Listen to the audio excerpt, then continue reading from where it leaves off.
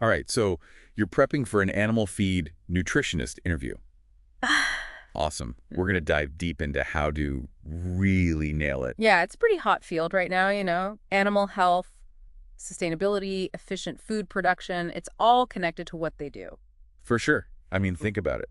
You're going to be analyzing feed, figuring out the perfect diets for different animals, keeping up with the latest science. It's a lot, but super interesting. Totally. We've actually got two really cool resources for this deep dive, a career guide and an interview guide. That interview guide has 10 common questions, the ones they always seem to ask. We'll definitely break those down, but we also want to give you the extra edge, stuff about career paths, essential skills, things that make you stand out from the crowd. Yeah, totally. Before we even get to the questions, though, let's talk about RoleCatcher for a sec. Oh, right. RoleCatcher. It's this awesome platform with AI that helps you practice your answers and really tailor them to the specific job. It's kind of like having an AI interview coach, which is super cool. RoleCatcher looks at the job description and figures out exactly what those hiring managers are looking for. And then it helps you weave those keywords and stuff into your answers so you really hit the mark. Exactly. Yeah. And it's not just for interview practice either. RoleCatcher's got this CV resume builder that does the same thing. It makes your applications way more impactful. Oh, and they have this interview section with over 120,000 questions so you can practice for basically anything. And don't forget the feedback. You get AI feedback on your answers, which is like having someone pinpoint exactly how you can improve. They've got a free version, which is awesome, but the paid Copilot subscription takes it to another level. Definitely. Okay, so before we jump into those 10 questions, let's take a step back and look at the whole career landscape. That career guide has some really good insights on the different stages of this career and the typical responsibilities at each level. It even has examples of real people in those roles, which is super helpful for visualizing where you could be in a few years. Yeah. And like the employment outlook for this field is super positive. Yeah. The demand is high and it's only going to grow. Exactly. Speaking of growth, continuous learning is super important in this field. Things change all the time. For sure. Hmm. Certifications can really give you an edge, like the CPAG. CPAG, that's Certified Professional Animal Scientist. Yeah, Remember? exactly. Or the CN for Certified Nutritionist. Right, right. And there are even some more specialized ones like, what was it? Oh, the RAFT, the Registered Animal Feed Technologist. Yes, that one. And of course, advanced degrees are always a plus too. Definitely. The guide even has a section about related fields that you might find interesting, just in case you're curious. I like what? Well, there's pharmacologist, biophysicist, even food biotechnologist. Just some food for thought. Ha, get it. Very funny. Okay, I'll stop. But actually, there's one more thing from the guide I wanted to mention. The FAQ section have a salary range for this role. Oh, yeah. What's it say? Well, it says it can be anywhere from like $50,000 to $80,000 per year. But, that's just a starting point. It can definitely vary depending on location, experience, all that good stuff. Right, makes sense. Okay, enough with the career overview. Let's get to the good stuff, those interview questions. And remember, we're not aiming for just textbook answers here. Right. We want you to show off your passion, your experience, everything that makes you you. Exactly. Okay, question number 1 from the guide. Ready? Hit me with it. What inspired you to pursue a career as an animal feed nutritionist? Ooh, classic. Sounds simple, but it's really your first chance to make a good impression. Totally. So what do you think? Any tips for this one? Well, first off, don't just say, I love animals. Yeah. Everyone says that. You got to dig deeper. Think about a specific moment or experience that, really sparked your interest. Yeah, like a story, right? Something that makes you stand out. Exactly. Was it a childhood memory on a farm? A fascinating biology class in school? Maybe even a documentary that opened your eyes to the power of nutrition. I love that. Make it personal, make it memorable. Oh, and one more thing. Be prepared for follow-up questions. They might ask, what aspect of animal feed nutrition are you most passionate about? So, have an answer ready. Good point. Do you have an example? Like, what would you say? Well, for me, I'd probably talk about sustainable feed solutions. That's something I'm really passionate about. But, you got to find what resonates with you. Love it. Yeah. Okay, let's move on to question number 2. This one's about staying current in the field. It says, how do you stay up to date with the latest trends and research in animal feed nutrition? Ah, the continuous learning question. This is how you show them you're committed to staying on top of things, which is super important in any scientific field, really. Right, because things are always changing. So, how do you suggest people answer this one? Well, be specific. Don't just say, I read journals. Like, tell them which H journals you read. Mention any conferences you attend, online courses you take, things like that. Good idea. What about social media? Do you think that's relevant here? Oh, absolutely. If you follow industry experts or organizations on social media, definitely mention it. It shows you're engaged with the latest developments. What if they ask, like, can you tell me about a recent development that caught your attention? Do you think they actually ask that? Oh, totally. They love those kind of follow-up questions. Yeah. It's a way to see if you're really paying attention to what's happening in the field. So, have a few examples ready to go, things that genuinely excite you. Okay, I'm taking notes. This is good stuff. All right, question number 3. This one's a bit more practical. It says, can you describe your experience with formulating animal feed rations? Ah, this is where they want to see those practical skills in action. So we're talking details here, right? Absolutely.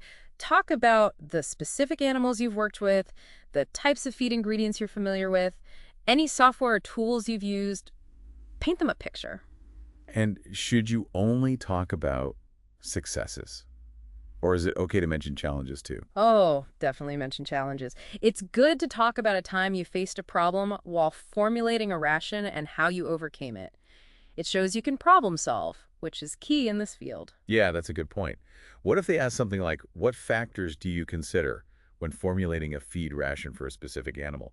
Like, how would you even begin to answer that? Well, think about it like this. It's all about finding that balance, right? Nutritional requirements, cost effectiveness, sustainability, all that good stuff. You got to show them you understand the nuances. Okay, I'm getting it. It's like a puzzle, but with animal feed. Exactly. Okay, on to question 4, and this one's biggie. It's all about responsibility.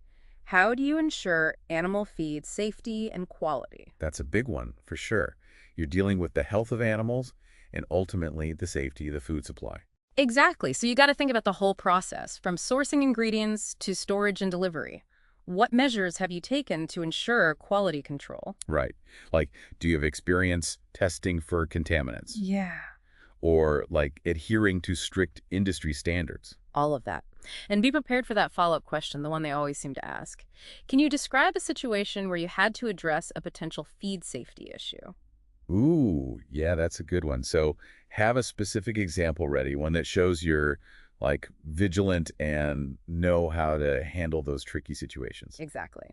Okay, moving on to question number 5. This one gets a little strategic. How do you balance the nutritional needs of animals with the profitability of the business? Yeah, that's where things get a little tricky, right? You have to show you understand both the science and the business side of things. Right. Don't fall into that trap of prioritizing profit over animal welfare. You got to find that sweet spot, cost-effective solutions that still meet those essential nutritional needs. Yeah, that makes sense. What if they try to challenge you, though? Like, what if they ask, how do you communicate the importance of animal nutrition to stakeholders who might be more focused on the bottom line?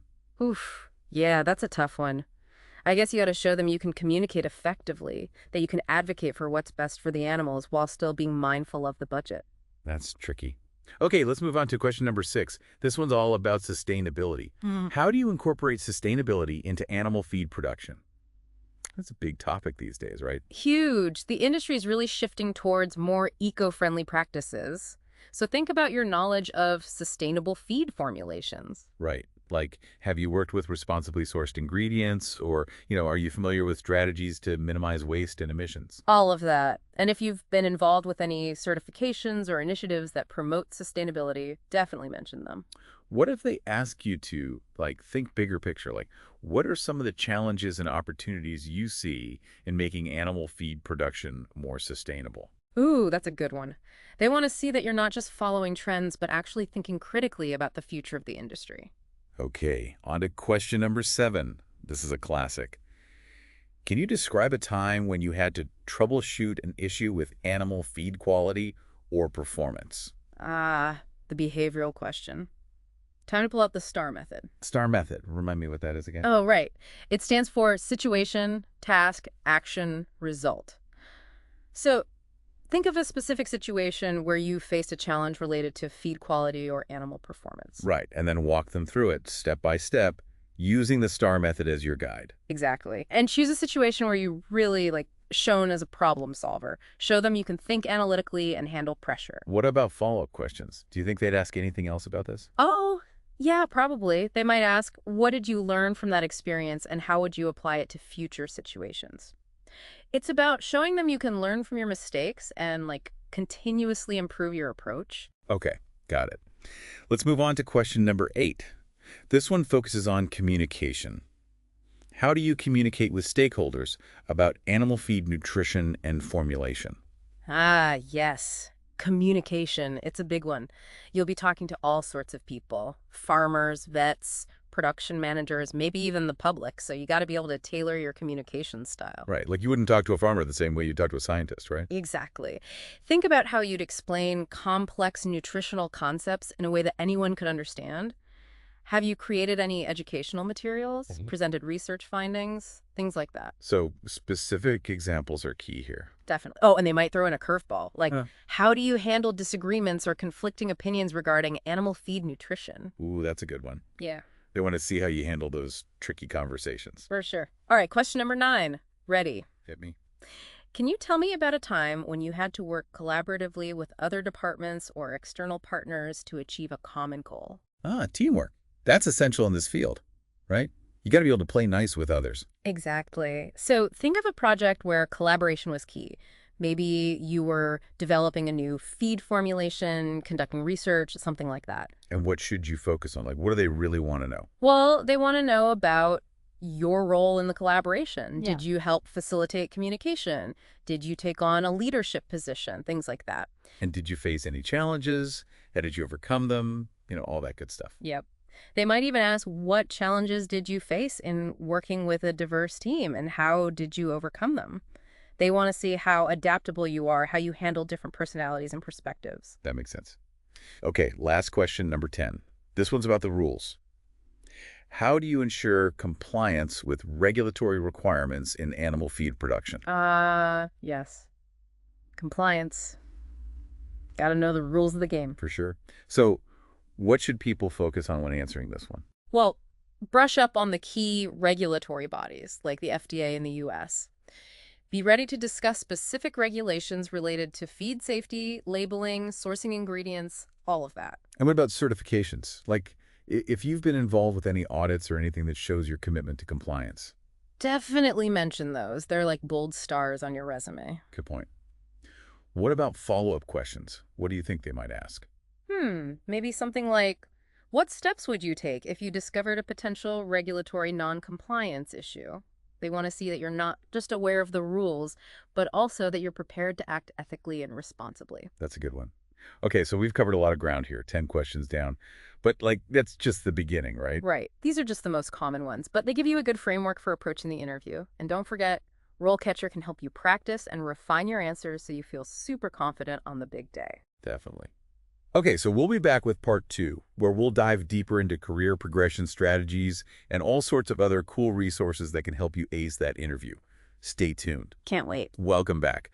So we just went through those 10 common interview questions for animal feed nutritionists. But there's a whole lot more to acing an interview than just knowing the answers, Totally. Yeah. It's about showing them you really get the whole career landscape, that you can present your skills in the best way. Right, and that you're using all the tools you can to prepare. Exactly. Yeah. So let's dive back into that career guide we talked about and see what other gems we can find. Remember that section on different career stages? Oh, yeah.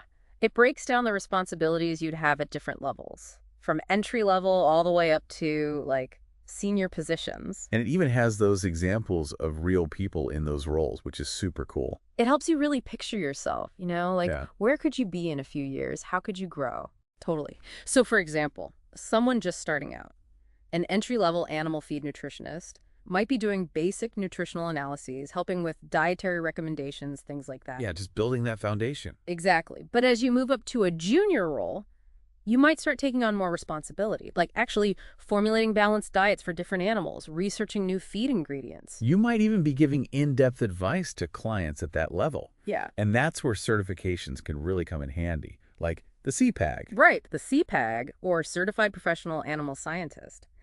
Having that shows you've got a deep understanding of the science behind animal nutrition. It's like a stamp of approval. It tells employers, hey, I'm serious about this. Exactly. And then as you reach a senior level, you might even be leading a whole team of nutritionists. You might be giving strategic advice to stakeholders. Maybe conducting research on new feed formulations, collaborating with top experts to develop totally new nutritional products. Now that's the dream. And that's where those advanced degrees and specialized certifications come in, right?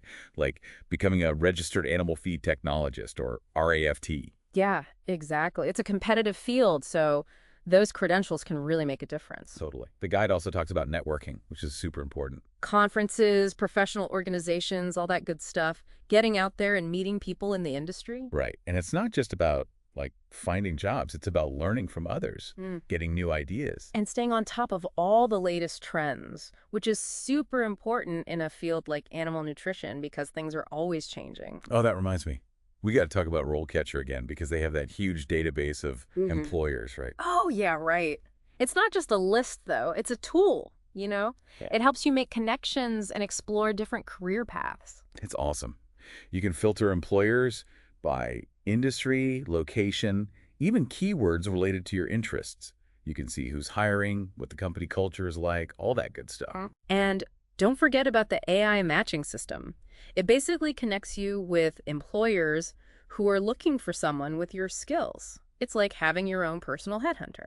So cool. Okay, so the career guide also talks about some of the challenges you might face in this role, and it doesn't sugarcoat things. Right. Like one of the biggest challenges is just staying ahead of the curve. New research, technologies, regulations, it's always changing. You got to be adaptable, open to new ideas. The interviewer might even ask you about a recent development in the field just to see how well you keep up. Totally. And another challenge is that whole balancing act, you know, balancing the needs of the animals with the business side of things. Right. You might be passionate about a certain type of feed, but if it's not cost effective, you got to find another solution. Exactly. And then, of course, there's the huge responsibility of making sure the feed is safe and high quality. Right. Any slip up there could have big consequences for the animals and even for consumer confidence. For sure. Yeah. But honestly, all these challenges, they make the field even more rewarding. Because you're making a real difference, you know? You're helping animals, you're contributing to a more sustainable food system. Totally. And that passion, that sense of purpose, it should come through in your interview. Absolutely. It's not just about answering questions. It's about showing them that you really care. And speaking of preparation, we got to give RoleCatcher another shout out. Their interview prep tools go way beyond just sample questions. Oh, yeah. They have that AI feedback on your answers, which is super helpful. It helps you improve your delivery, make sure your content is on point. And the video practice feature is awesome. You can record yourself answering questions and get feedback from the AI. It's like having a mock interview with a career coach, but virtual. Exactly. It can really help you pinpoint any areas where you can improve, like your body language or how clearly you're explaining things. And the Copilot subscription takes it to a whole other level. For sure. So as you're prepping for that interview, remember all the resources out there, like RoleCatcher, they can really make a difference in how confident and prepared you feel. Totally. Use those tools, practice, and most importantly, let your passion shine through. Couldn't have said it better myself. All right, we're back. Final stretch of our deep dive into how to nail that animal feed nutritionist interview. We've covered a lot, but now it's time for the finishing touches. It's like, you know, you've built this solid house, right?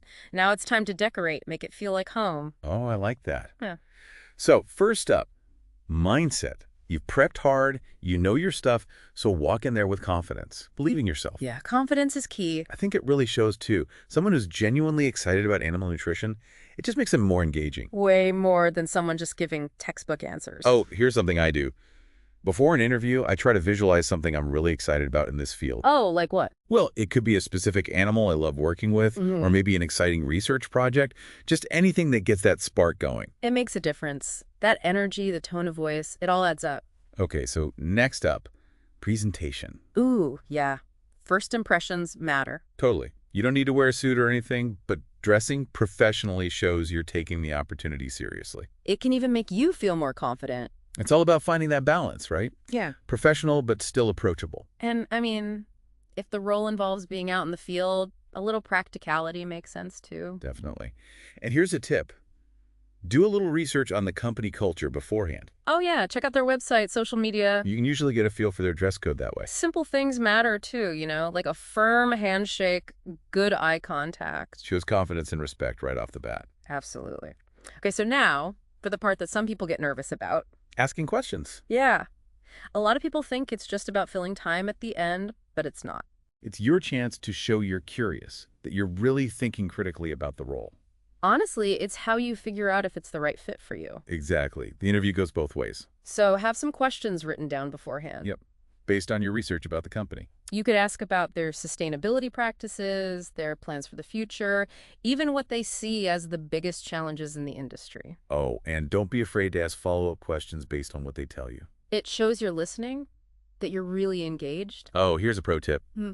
Always ask about the next steps in the hiring process. Yeah, that's a good one. Shows you're eager to move forward. All right. Any other final thoughts before we wrap up? Oh, one more thing.